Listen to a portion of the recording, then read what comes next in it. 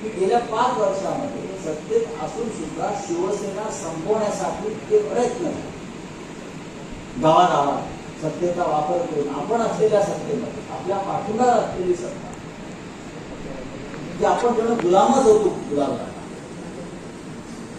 गुलामच होतो. दुय्यम स्थान आपण त्याची अवस्था आपली फार वाईट होती. म्हणजे माझ्यासारखा माणूस जो स्वाभिमानाला पक्षाचं काम करत आहे बाळासाहेब, त्याला सदैव असं वाटायचं की नाही या राज्याला मुख्यमंत्री शिवसेनेला भले शिवसैनिकाला काय मिळणार नाही, आम्हाला काय मिळणार नाही, तुम्हाला मिळणार. पण आम्ही अभिमानाने सांगू की या राज्याचं नेतृत्व शिवसेनेचा मुख्यमंत्री ही या महाराष्ट्रातल्या तमाम जनतेची शिवसैनिकांची आणि त्या भावनेतून आणि त्या श्रद्धेतून हे सरकार निर्माण